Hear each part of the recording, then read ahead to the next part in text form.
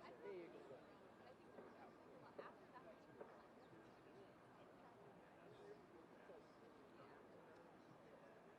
but I'm waiting here for it. Yeah. I mean, like, I'm still recovering. Yeah. So, like, between that and going to so much. Happy to be home for a bit, but not like working. What's up? Okay.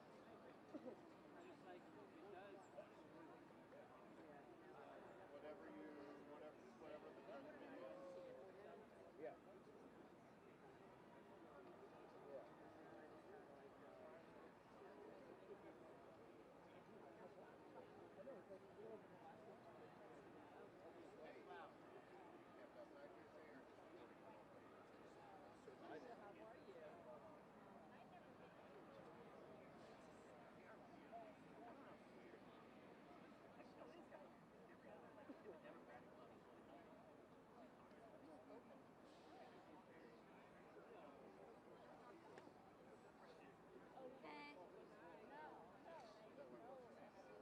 Hello?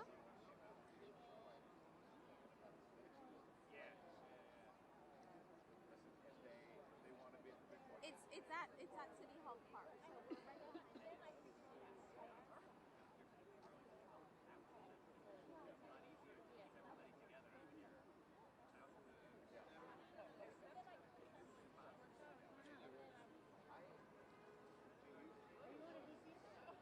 I know.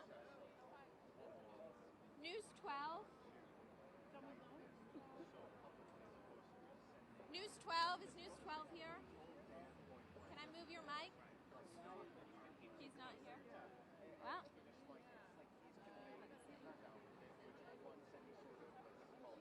I know. No, look at it. Oh,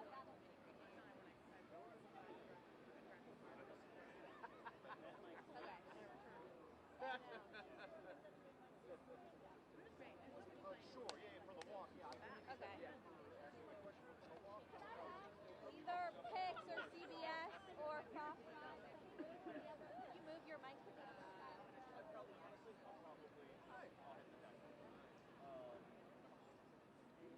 Okay. Are you New York One? Well, I work there. I'm not the whole guy.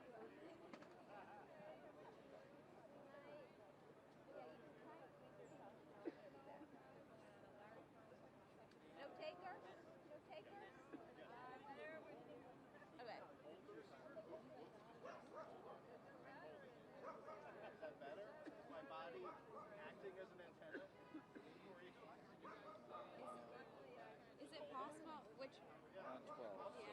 Could we move? I could try. I don't know if I got some room. I think we can squeeze here. I don't know if I can get it over there. I could probably get it over here. That's fine. I just need to even. I need to even it out. Just shout at it. Got it. Just shout it in there. I understand your instructions.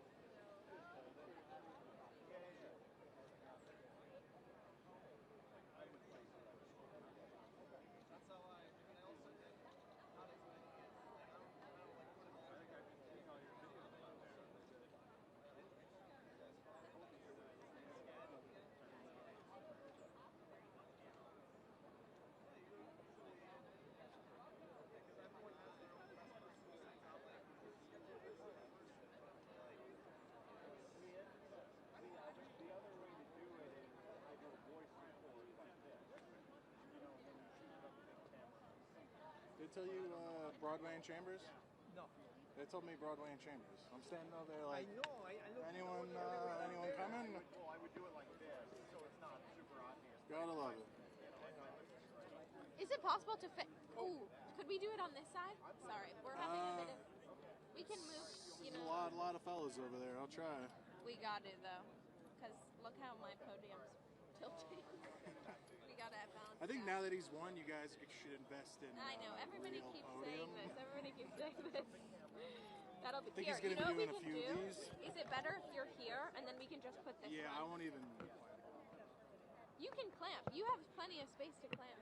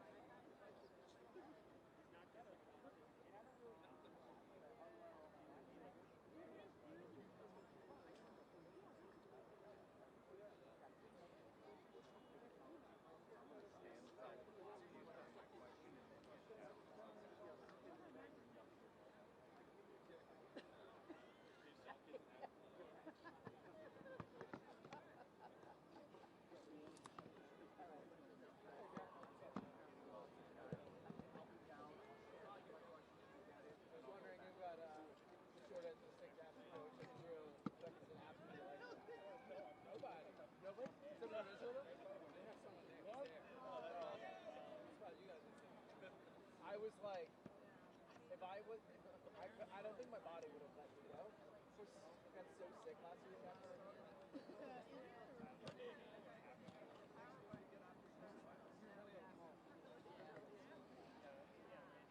I was like, I don't think I can.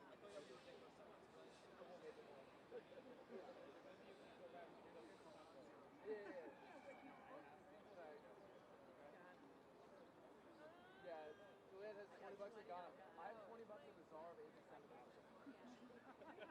And I said, hold on, I've had that since February, so I'm putting it down now, making a couple. It's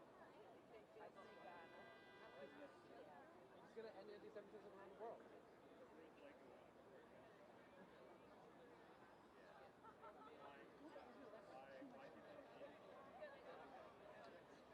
The very thing is, maybe we never talk about it.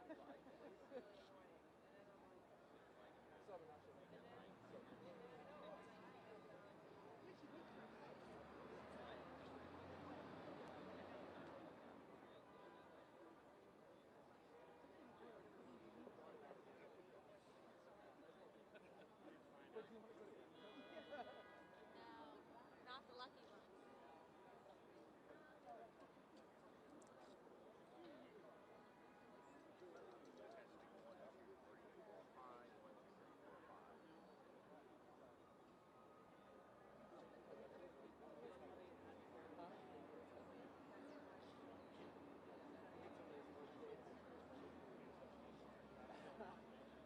I told you my wife is really mad. Because she's like, at least the promo one. She's like, not for the good of the city, but you know he's going to cool places. Right. And I go back to Italy. And she was like, I want to go back to Italy. And I was like, no.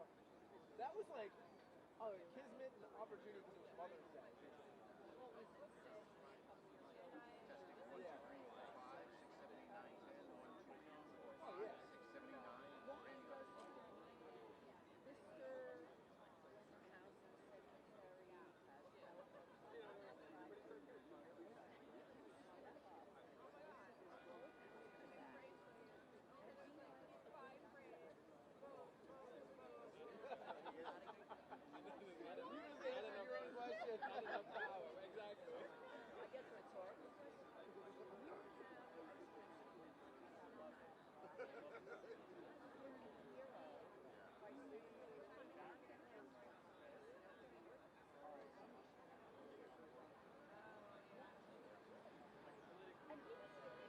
Yeah, because he'd have to be begging for people.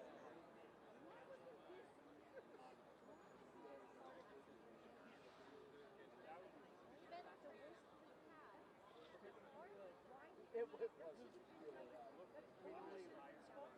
seconded by Jessica Robinson.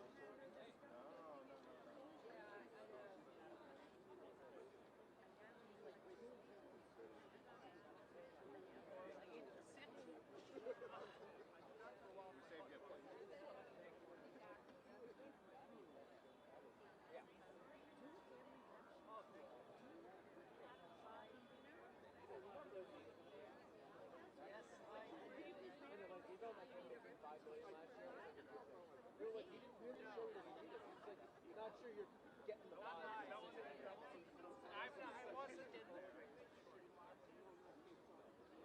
tilted to us, I mean, the fucking door.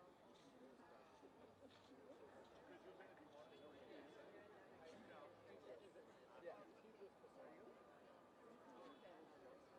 keep finding out about people who are in the military. I'm like, oh, wow. I mean, if it wasn't for things like the fire, we all said earlier here, everybody, if they can't survive, they're going to do it. Because it's just name recognition and being like, whatever, I guess.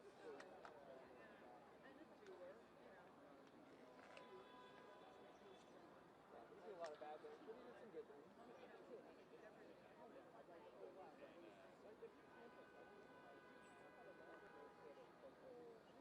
Heads up.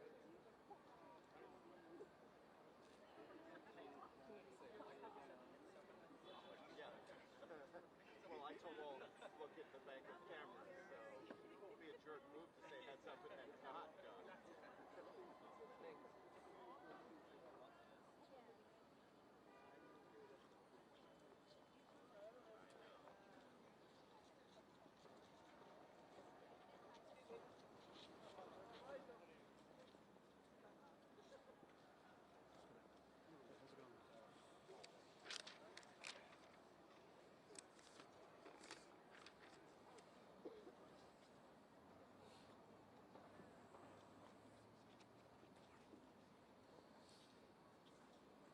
Morning, everyone. Good morning.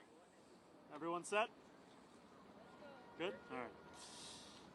I will be heading to Washington, D.C. tomorrow to meet with President Trump in the White House. It is customary for an incoming mayor of this city to meet with the White House, given the mutual reliance.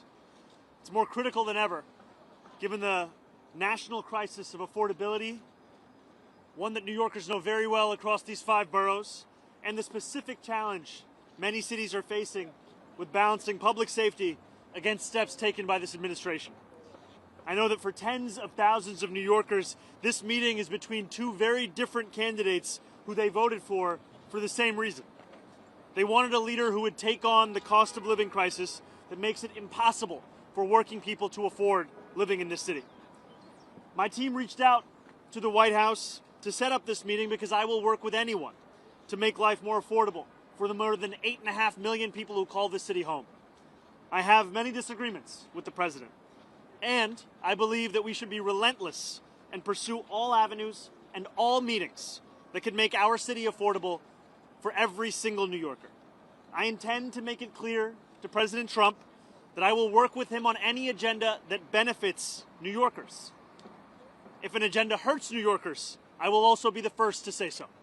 Thank you. All right, we'll start with Marcia right here.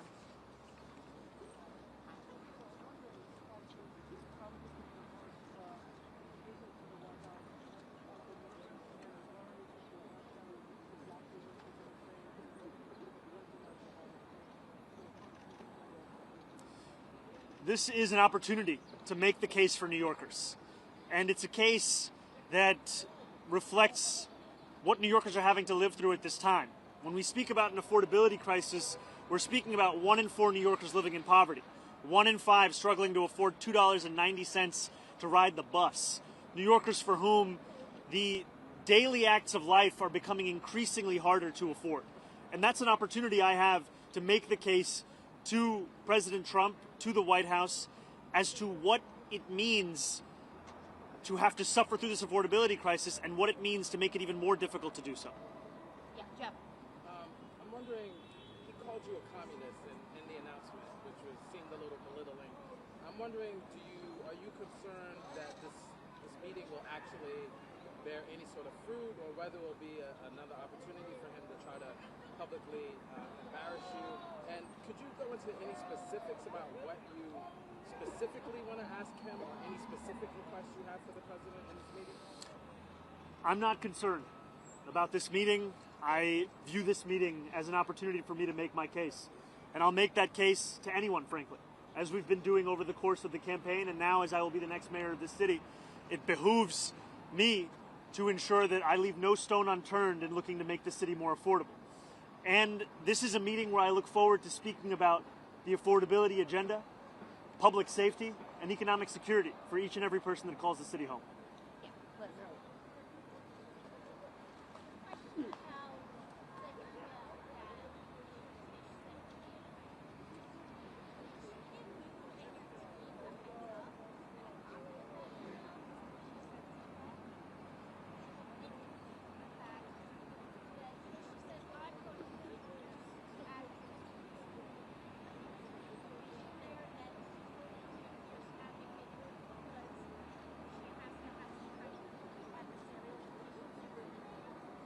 I see the implication being that every commissioner should be a fierce advocate for those that work for their department or their agency. And I look forward to ensuring that that is the case across the entirety of my administration, where when I have a meeting with a commissioner, I know that they are bringing forth the concerns of those that they work with, those that they represent, so that we can ensure that we're actually addressing those concerns. No, this was not a copy of an email that we needed because, frankly, we've been having discussions about the agenda that we share, and I'm not looking to micromanage every single person that works for me. I'm looking to trust them to do their job and know that ultimately I'll be responsible for the work that they and everyone in my city hall does. Holly. Thank you. You were there at the meeting last night, but it's been reported that you're supportive of Broadlander challenging Jan Goldman. Can we confirm that reporting first of all? And if that's true, why is Jan Goldman a member of Congress, the chief primary, but Joaquin Rodriguez is not? I can confirm to you the things that I've actually said and the things that I've actually done. And last night, I spoke to DSA members, sharing the same message that I've shared in public as well, which is that I do not believe this is the right time to wage this primary.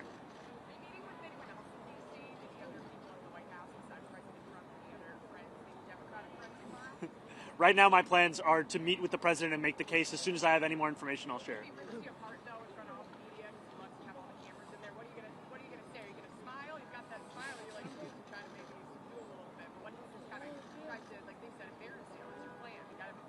Well, I'll be ready for whatever happens. Yeah, right here. Thank you.